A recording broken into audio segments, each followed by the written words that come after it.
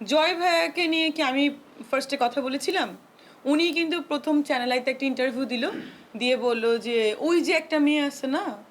Doctor plus নায়িকা মিষ্টি জান্নাত। ও তো ব্যাপারটা খোলাসা করতে পারে।" ও কিন্তু এভাবে বলেছিল। তো তাহলে ১ম কে কথা বলেছে? ও বলেছে। তার মানে আমি তখন ভাইরাল টপিকস বা হিট টপিকস এজন্য আমাকে নিয়ে বলে ও কয়দিন লাইমলাইটে নাই বলে ও একটু উপরে ওঠার চেষ্টা করছে। অভিনেতা অভিনয় করে সে এখন ওরকম টাকা পাচ্ছে না।